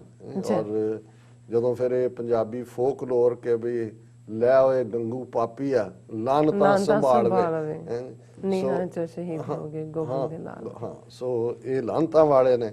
ਸੋ ਭਾਈ ਗਜਿੰਦਰ ਸਿੰਘ ਉਹਨਾਂ ਦੀ ਇਹ ਨਜ਼ਮ ਵੀ ਪਹਿਲੀ ਲਿਖੀ ਹੋਈ ਹੈ, ਪਰ ਇੰਨੀਆਂ ਇਹ ਰੈਲੇਵੈਂਟ ਨੇ ਅੱਜ, ਕਿਉਂਕਿ ਜਿਵੇਂ ਬਹੁਤ ਸਾਰਿਆਂ ਨੂੰ ਇਹ ਲੱਗਦਾ ਹੈ ਵੀ ਅੱਜ ਸਾਰੀ ਹਿਸਟਰੀ ਜਿੱਥੇ ਸਾਡੀ ਗਲੋਰੀਅਸ ਹਿਸਟਰੀ ਸਾਹਮਣੇ ਆਈ ਹੈ, ਉੱਥੇ ਹਿੰਦੂ ਤਵੀਆਂ ਦਾ ਸਾਰਾ ਇਹਨਾਂ ਦੀ ਕਨਿੰਗਨੈਸ ਕੀ ਕਰਦੇ ਰਹੇ ਨੇ, ਇਹ ਗੰਗੂ ਦੀ ਰੂਹ, ਇਹ ਚੰਦੂ ਦੀ ਰੂਹ, ਇਹ ਕੀ ਨੇ। ਸੋ ਭਾਈ ਗਜਿੰਦਰ ਸਿੰਘ ਕਹਿੰਦੇ ਨੇ, ਗੰਗੂ ਦੀ ਰੂਹ ਐ ਦਿੱਲੀ ਵਾਲਿਓ, ਇਹ ਮੇਰੇ ਲਫ਼ਜ਼ ਨੇ, ਖੰਡ ਦੀਆਂ ਰਿਓੜੀਆਂ ਨਹੀਂ, ਜੋ ਚਬਾ ਜਾਓਗੇ ਇਹ ਤਾਂ ਲੋਹੇ ਦੇ ਚਣੇ ਨੇ, ਦੰਦ ਤੋੜਨਗੇ ਜਦ ਮੂੰਹ ਚ ਪਾਓਗੇ। ਹੁਣ ਇਹ ਹੈ ਜਦੋਂ ਦੋ ਟੱਕਰ ਬਰਾਬਰ ਦੀ ਹੈ, ਇੱਕ ਪਾਸੇ ਉਹ ਗੰਗੂ ਦੇ ਵਾਰਿਸ ਨੇ, ਗੰਗੂ ਦੀ ਰੂਹ ਹੈ ਇਹਨਾਂ ਚ ਵੜੀ ਹੋਈ। ਐ ਦਿੱਲੀ ਵਾਲਿਓ, ਇਹ ਮੇਰੇ ਲਫ਼ਜ਼ ਨੇ, ਖੰਡ ਦੀਆਂ ਰਿਓੜੀਆਂ ਨਹੀਂ, ਜੋ ਚਬਾ ਜਾਓਗੇ ਇਹ ਤਾਂ ਲੋਹੇ ਦੇ ਚਣੇ ਨੇ, ਦੰਦ ਤੋੜਨਗੇ ਜਦ ਮੂੰਹ ਚ ਪਾਓਗੇ। ਇਹ ਜ਼ਹਿਰ ਭਿੱਜੇ ਤੀਰ, ਜੇ ਛਾਤੀ ਚੀਰ ਨਾ ਜਾਵਣ ਤਾਂ ਗੱਲ ਕਾਹਦੀ, ਤੇ ਦੁਸ਼ਮਣ ਦੀਆਂ ਸਫਾਂ ਅੰਦਰ ਜਾ ਕੇ ਭੜਥੂ ਨਾ ਪਾਵਣ ਤਾਂ ਗੱਲ ਕਾਹਦੀ। ਇਹ ਗਾਂਧੀ, ਇਹ ਨਹਿਰੂ ਜਾਂ ਨਹਿਰੂ ਦੀ ਧੀ, ਸਿਲਸਿਲਾ ਖਤਮ ਨਹੀਂ ਹੁੰਦਾ, ਸਿਲਸਿਲਾ ਜਾਰੀ ਹੈ, ਤੇ ਹੁਣ ਗੰਗੂ ਦੇ ਨਵੇਂ ਵਾਰਸਾਂ ਦੀ ਵਾਰੀ ਹੈ। ਦੇਖੋ ਹੁਣੇ ਜਦੋਂ ਇਹਨਾਂ ਨੇ ਲਿਖੀ ਹੈ ਉਦੋਂ ਇੰਦਰਾ ਗਾਂਧੀ ਤੱਕ ਗੱਲ ਮਹਿਦੂਦ ਸੀ, ਪਰ ਜੇ ਤੁਸੀਂ ਉਸ ਤੋਂ ਬਾਅਦ 1 ਦਰਜਨ ਪ੍ਰਾਈਮ ਮਿਨਿਸਟਰ ਦਿੱਲੀ 'ਚ ਹੋਏ ਨੇ, ਅੱਜ ਤਾਂ ਸਿੱਧਾ ਸਿੱਧਾ ਗੁੰਡਾ ਮਰਡਰਰ, ਜਿਹਨੂੰ ਕੱਲ ਮੈਂ ਡਰੈਕੂਲਾ ਕਿਹਾ, ਸਾਡੇ ਬਹੁਤ ਸਾਰੇ ਵਿਊਅਰਸ ਨੇ ਥੱਲੇ ਤਾਰੀਫ ਕੀਤੀ ਕਿ ਬਿਲਕੁਲ ਠੀਕ ਸ਼ਬਦ ਹੈ। ਸੋ ਉਦੋਂ ਕਿ ਦਿੱਲੀ ਤਖਤ ਤੇ ਬਹਿਣ ਵਾਲੇ ਕਿਵੇਂ ਇਹਨਾਂ 'ਚ ਗੰਗੂ ਦੀ ਰੂਹ ਹੈ, ਇਹਨਾਂ ਨੇ ਸਿੱਖ ਕੌਮ ਦੀ ਬਰਬਾਦੀ ਦਾ ਹੀ ਏਜੰਡਾ ਲਾਗੂ ਕਰਨਾ ਹੈ। ਸੋ ਭਾਈ ਗਜਿੰਦਰ ਸਿੰਘ ਦੀ ਇਮੇਜਿਨੇਸ਼ਨ ਵੀ ਦੇਖੋ, ਔਰ ਉਹਨਾਂ ਦਾ ਹਿਸਟੋਰੀਕਲ ਪਰਿਪੇਖ ਦੇ ਵਿੱਚ ਕਲੀਅਰ ਜਿਹੜੇ ਆ ਕ੍ਰਿਸਟਲ ਕਲੀਅਰ ਐਨਾਲਿਸਿਸ ਵੀ ਦੇਖੋ। ਇਹ ਗਾਂਧੀ, ਇਹ ਨਹਿਰੂ ਜਾਂ ਨਹਿਰੂ ਦੀ ਧੀ, ਸਿਲਸਿਲਾ ਖਤਮ ਨਹੀਂ ਹੁੰਦਾ, ਸਿਲਸਿਲਾ ਜਾਰੀ ਹੈ, ਤੇ ਹੁਣ ਗੰਗੂ ਦੇ ਨਵੇਂ ਵਾਰਸਾਂ ਦੀ ਵਾਰੀ ਹੈ। ਗੱਲ ਚਿਹਰਿਆਂ ਦੀ ਨਹੀਂ, ਗੱਲ ਤਾਂ ਗੰਗੂ ਦੀ ਰੂਹ ਦੀ ਹੈ। ਉਹ ਜਿਹੜਾ ਗੰਗੂ, ਜਿਹੜਾ ਛੋਟੇ ਸਾਹਿਬਜ਼ਾਦਿਆਂ ਨੂੰ, ਮਾਤਾ ਗੁਜਰੀ ਨੂੰ ਜਾ ਕੇ ਮੁਖਬਰੀ ਕਰਕੇ ਫੜਾਉਂਦਾ ਹੈ ਇਨਾਮ ਲੈਣ ਦੇ ਲਈ, ਉਹੀ ਜਿਹੜਾ ਉਸ ਗੁਰੂ ਘਰ ਦਾ ਖਾਂਦਾ ਰਿਹਾ ਆਨੰਦਪੁਰ ਦੇ ਵਿੱਚ ਰਹਿ ਕੇ, ਇਹੀ ਇਹ ਗੰਗੂ ਦੇ ਵਾਰਿਸ ਨੇ। ਗੰਗੂ ਦੀ ਰੂਹ ਇਹਨਾਂ ਸਾਰਿਆਂ 'ਚ ਜਿਹੜੀ ਹੈ, ਉਹ ਕਿਉਂਕਿ ਬਿਲੀਵ ਵੀ ਕਰਦੇ ਨੇ ਰੀਇਨਕਾਰਨੇਸ਼ਨ, ਸੋ ਉਹ ਰੂਹ ਇਹਨਾਂ 'ਚ ਹੀ ਘੁੰਮ ਰਹੀ ਹੈ। ਗੱਲ ਚਿਹਰਿਆਂ ਦੀ ਨਹੀਂ, ਗੱਲ ਤਾਂ ਗੰਗੂ ਦੀ ਰੂਹ ਦੀ ਹੈ, ਜੋ ਇਹਨਾਂ ਅੰਦਰ ਵਸਦੀ ਹੈ। ਗੁਰੂ ਦੇ ਲਾਲਾਂ ਦਾ ਸਰਹੰਦ ਜਾ ਕੇ ਭੇਤ ਦੱਸਦੀ ਹੈ। ਹੁਣ ਤਾਂ ਇੰਤਜ਼ਾਰ ਹੈ ਇੱਕ ਹੋਰ ਬੰਦੇ ਦੀ, ਬੰਦਾ ਸਿੰਘ ਬਹਾਦਰ, ਕਿਉਂਕਿ ਗੰਗੂ ਨੇ ਆਪਣਾ ਕੰਮ ਕੀਤਾ, ਸਰਹੰਦ ਦੀ ਕਚਹਿਰੀ ਨੇ ਆਪਣਾ ਕੀਤਾ, ਫਿਰ ਬੰਦਾ ਸਿੰਘ ਬਹਾਦਰ ਨੇ ਆ ਕੇ ਖੜਕਾਇਆ, ਉਹਨੇ ਕਿਹਾ ਵੀ ਤੇ ਗੰਗੂ ਦੇ ਵਾਰਸਾਂ ਨੇ ਤਾਂ ਦਿੱਲੀ ਵਾਲਿਆਂ ਨੇ ਆਪਣਾ ਕੰਮ ਕੀਤਾ ਹੈ, ਬਿਲਕੁਲ ਹੁਣ ਤਾਂ ਇੰਤਜ਼ਾਰ ਹੈ ਇੱਕ ਹੋਰ ਬੰਦੇ ਦੀ ਤੇ ਬਾਜ ਸਿੰਘ ਦੀ ਜੋ ਆਵੇ ਤੇ ਆ ਕੇ ਅੱਜ ਦੇ ਖਾਨਾ ਦਾ ਸਿਰ ਲਾਵੇ, ਗੁਰੂ ਦੇ 4 ਲਾਲਾਂ ਦਾ ਜੋ ਚੜਿਆ ਕਰਜ਼ ਉਹ ਚੁਕਾਵੇ।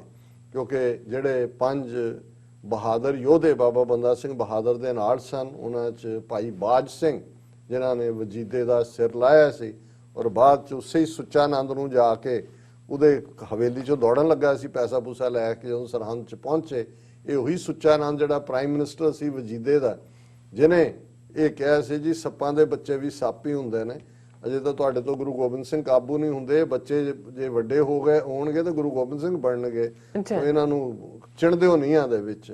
ਸੋ ਉਹਨੂੰ ਜਿਹੜਾ ਕਿਵੇਂ ਅਖੀਰ ਚ ਹੁਣ ਤਾਂ ਇੰਤਜ਼ਾਰ ਹੈ ਇੱਕ ਹੋਰ ਬੰਦੇ ਦੀ ਤੇ ਬਾਜ ਸਿੰਘ ਦੀ ਜੋ ਆਵੇ ਤਾਂ ਆ ਕੇ ਅੱਜ ਦੇ ਖਾਨਾ ਦੇ ਸਿਰ ਲਾਵੇ, ਗੁਰੂ ਦੇ 4 ਲਾਲਾਂ ਦਾ ਜੋ ਚੜਿਆ ਕਰਜ਼ ਚੁਕਾਵੇ। ਜੀ ਡਾਕਟਰ ਸਾਹਿਬ ਤੁਹਾਡਾ ਬਹੁਤ ਬਹੁਤ ਸ਼ੁਕਰੀਆ, ਤੁਸੀਂ ਆਪਣੇ ਵਿਚਾਰ ਸਾਡੇ ਦਰਸ਼ਕਾਂ ਨਾਲ ਸਾਂਝੇ ਕੀਤੇ ਨੇ। ਸਰ ਲੈਣੇ ਬ੍ਰੇਕ ਤੋਂ ਪਹਿਲਾਂ ਅਸੀਂ ਆਪਣੇ ਦਰਸ਼ਕਾਂ ਤੇ ਸਰੋਤਿਆਂ ਨੂੰ ਅਪੀਲ ਤੇ ਬੇਨਤੀ ਕਰਦੇ ਵਿਊਅਰਸ, ਜਿਸ ਤਰ੍ਹਾਂ ਕਿ ਤੁਸੀਂ ਜਾਣਦੇ ਹੋ ਕਿ ਟੀਵੀ 84 ਇੱਕ ਪੰਥਕ ਚੈਨਲ ਹੈ। ਟੀਵੀ 84 ਹੱਕ ਸੱਚ ਇਨਸਾਫ ਦੀ ਜਿਹੜੀ ਆਵਾਜ਼ ਹੈ ਉਸ ਨੂੰ ਬੁਲੰਦ ਕਰ ਰਿਹਾ ਹੈ। ਟੀਵੀ 84 ਤੁਹਾਡੀ ਡੋਨੇਸ਼ਨ ਦੀ ਹੱਕਦਾਰ ਹੈ। ਟੀਵੀ 84 ਨੂੰ ਚਲਾਉਣ ਵਾਲੀ ਮਦਰ ਆਰਗੇਨਾਈਜੇਸ਼ਨ ਗਲੋਬਲ ਸਿੱਖ ਮੀਡੀਆ ਅਫੇਅਰਸ ਮੀਡੀਆ ਇੰਕ ਇੱਕ not for profit and tax exempt organisation ਹੈ। ਸੋ ਇਸ ਨੂੰ ਤੁਹਾਡੇ ਦੁਆਰਾ ਦਿੱਤੀ ਗਈ ਇੱਕ ਪੈਨੀ ਇੱਕ ਜਿਹੜੀ ਪਾਈ ਹੈ ਉਹ ਟੈਕਸ ਡਿਡਕਟੇਬਲ ਹੈ। ਸੋ ਡੋਨੇਸ਼ਨ ਕਰਨ ਲਈ ਤੁਸੀਂ ਟੀਵੀ 84 ਦੀ ਐਪ ਤੇ ਜਾ ਕੇ ਜਾਂ ਫਿਰ tv84.tv ਤੇ ਜਾ ਕੇ ਡੋਨੇਟ ਦੇ ਬਟਨ ਨੂੰ ਫੋਲੋ ਕਰੋ। ਤੁਸੀਂ ਆਪਣੀ ਡੋਨੇਸ਼ਨ ਆਟੋ ਪੇ ਰਾਹੀਂ ਮੰਥਲੀ ਜਾਂ ਫਿਰ ਵਨ ਸ਼ਾਟ ਵੀ ਕਰ ਸਕਦੇ ਹੋ। ਡੋਨੇਟ ਕਰਨ ਲਈ